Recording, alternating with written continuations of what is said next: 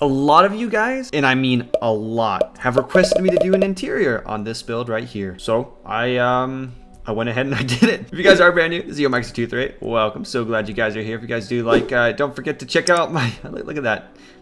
Advertising even my world downloads. Don't forget to leave a like and subscribe is what I was going to say though, because I really do appreciate that. It helps me out. That's actually kind of funny that that said right there. That was not planned. But yeah, we're doing the interior for this today. A lot of you guys really love the outside design. You can see there's one floating over there. I'll mention that in a second. A lot of you guys really love the outside design, so I figured, you know, it's time. It's time to do the interior, and I had a blast building it.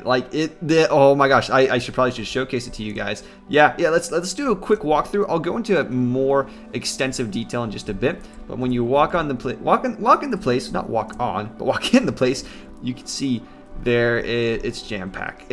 There's so much detail. There's even a story to it too, the way the factory works and everything, and I put my heart and soul into this just to make it perfect for you guys, because a lot of you guys wanted to see this. So you can see we do have an insane interior, and it's actually a fully functioning survival base too, so we'll get to that a little bit later. I'm not going to go over exactly how to build all this, but I will have a Lightmatica schematic, just a Lightmatica schematic, or the world download on Planet Minecraft, and the link's down in the below if you want to check it out yourself.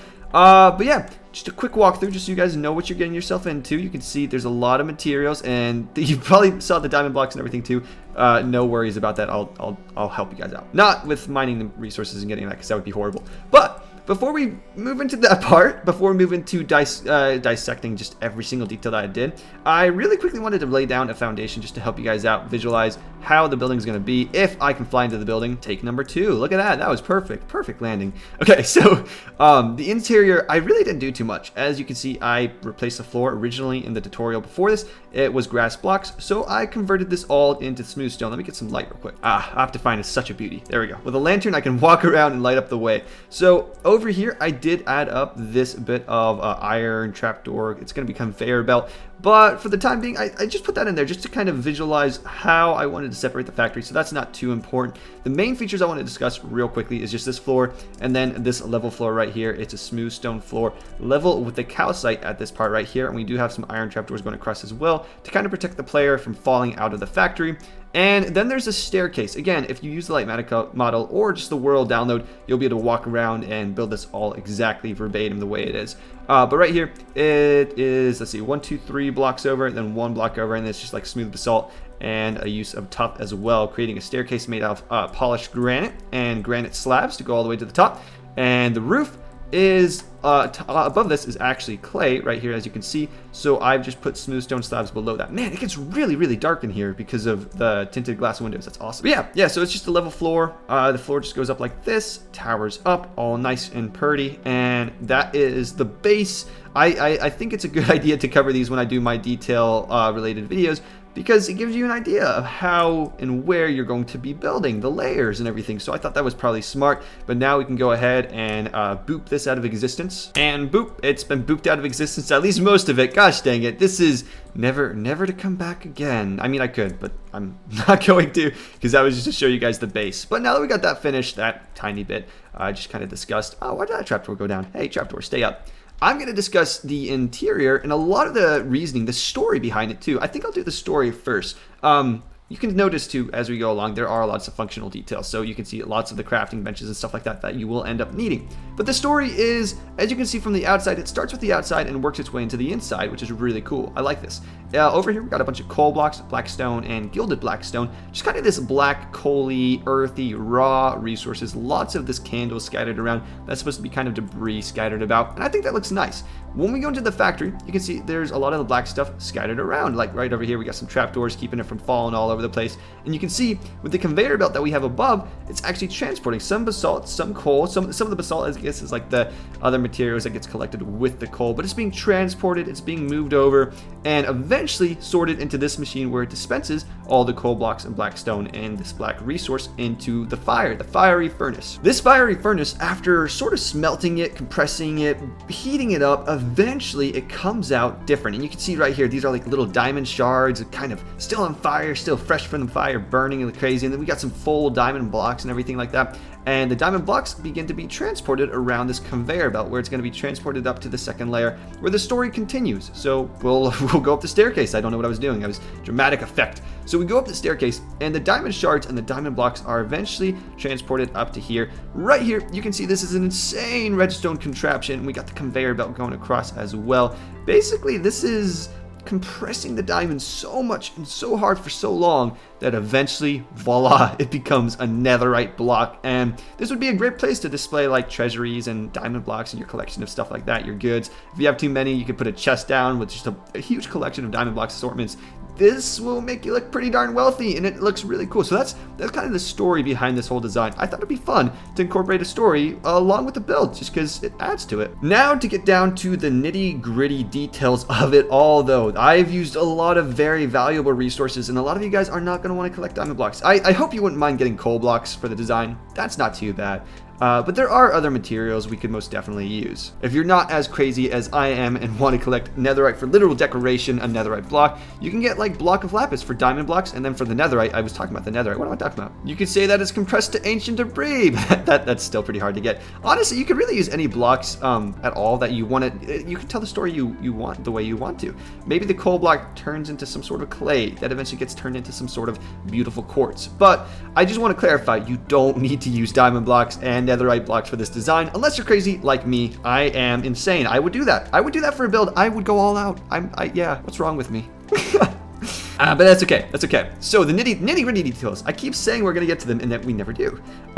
Lots of grindstones have been used in this. There's lots of trapdoors, lots of iron trapdoors. You guys might need to create an entire iron farm for this. But as you can see, I do include bits of lighting. These are the coal shards right here. And I know they're candles, but you can just play along with the story, right? So we do have this main central conveyor belt that first goes throughout the entire build. It's accompanied by the side of birch signs that kind of puts a coating, a layer on the side to make it feel like it's all one track. And over here, we have we can sometimes have the resources on top, or we can sometimes have the resources hanging below with the black stone right there. At first, I was just going to do purely basalt, but then I added the black stone in because I wanted the black stone to be being transported.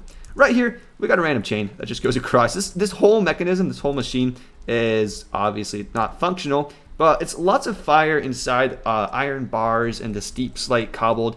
Just to create the illusion that this is a massive machine. It almost looks like an alligator shark because it's got a long snout with a fire inside. Alligator shark. What am I saying? Alligator fire? What? Just ignore that stupidness of me. But yeah, in the middle, we don't actually have any fire on these netherracks. We could put them, but instead I put campfires below them because I wanted to have some smoke coming up from this fiery inferno, this alligator fireman, not alligator shark. I don't know what I was saying. If I didn't say that, then I look crazy. Over here is just a bunch of workstations, like I said before, and the way to kind of uniform them, tie them in together, I use these dark oak signs because, in other words, the colors just don't match. You go from this kind of like navy blue gray to dark brown to, I don't know, this like magenta-ish brown, I guess you could say. It's all over the place. So using these dark oak signs to coat around it and wrap around it really ties the station together, and I love the added motion of the grindstones. There's lots of motion in this build, probably a bit much. Over on top with the trapdoors that are coming down right here, you can put whatever kind of station you need the most. Typically, I need a lot of furnaces, so I put some furnaces there. That is up to you. You personalize the heck out of this all you want. Along the lines of the walls and every once in a while, I'll put some hanging trapdoors. This is a really cool one where it's a trapdoor hanging on top of other trapdoors. Just another, I guess, like a feature to carry all the resources and materials. I do like to incorporate a lot of the lightning rods, and I think the lightning rods like here turned out really, really cool because they're just sort of supporting this. It's so interactive, this build, because you get to walk under this and you get to walk all around. It's a very interactive build. Over here in the corner, I've put loads of chests, crafting table, barrels scattered around. I really love the messy aesthetic. Some of you guys do, some of you guys don't. I am personally a huge fan. And so this would be a great way to place and have all your storage if you wanted to actually build this in survival, make this a survival build. I'm struggling to talk. Sometimes that happens. It's okay. On the ground, I have decorated the ground just a little bit just to create a sort of sense of pathway. I've used polished andesite scattered around miscellaneously, and you can see it really directs the viewer's eye, really directs you to the path that ultimately leads up to the second story, where eventually I'll also show that you actually have a bedroom even incorporated. But then other than that, details that I like to include too is just piling ups of, coal blocks, and it just really makes the whole place feel lived in, used chaotic. I wanted to go for chaotic, and I think I accomplished that pretty well with the amount of motion and attention there is to your eyes, to your eyes to see. One thing I did mention, or one thing I did mess up was this right here. That's supposed to be a furnace right there instead. Whoopsie.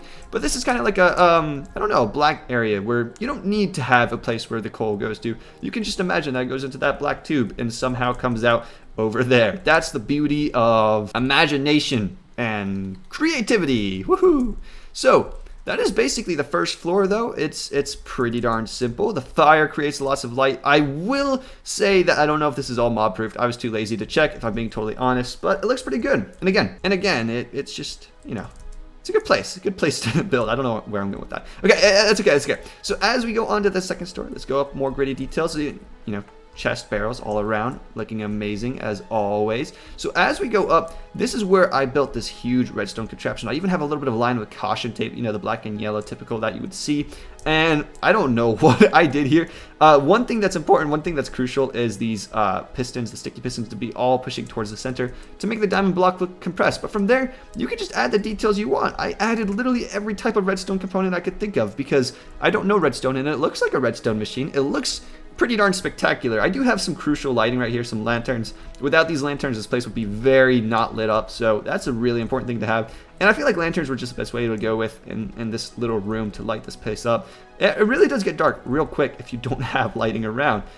This is a bit annoying, these trapdoors. You do actually have to squat underneath those, but if you wanted to fix that up, you can make this rail look a little bit janky, and you could just put those trapdoors above, and that way you can walk under nicely. Right here is a place where all the workers would sleep, and I could actually go ahead if I wanted to and add another bed on top. So this is where all the workers would sleep along with you. You could choose any bed that you want, but I'm not allowed to rest because the bed's too far. Now I can't rest because I can only sleep at night or during thunderstorms, but that's okay. So this would be where the workers would kind of sleep next to this dangerous loud machine that compresses diamonds into netherite. What a great facility. I'm sure this place will never be torn down because it is dangerous and probably highly explosive and ready just to go.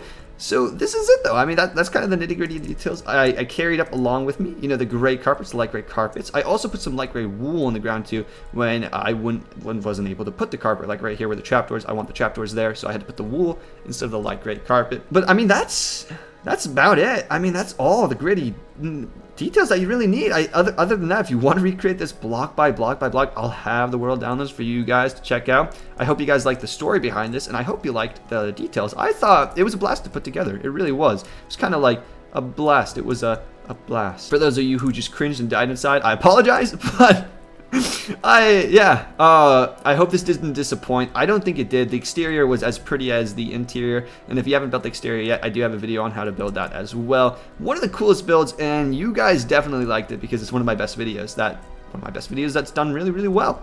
But that's it. That's the interior. Pretty simple. You could probably go a lot more crazy by adding a lot more lightning rods, and one thing I always like to add in addition is signs. So adding signs around just adds that extra bit of detail. So you guys feel free to customize it as much as you'd like. Adding banners maybe. There's still a lot more you could do, but for my purposes and for my intended build, I think this is already visually interesting enough. There's a lot of visual interest. One of my favorite views here, let me show you guys real quick. One of my favorite views is coming from up above and seeing it from right here. I don't know why, but you just feel like you're on top of the world, the factory, the smoke coming up. I was even thinking about putting a little sign over there that said like hello, or I don't know, something stupid like an exit sign, or I don't.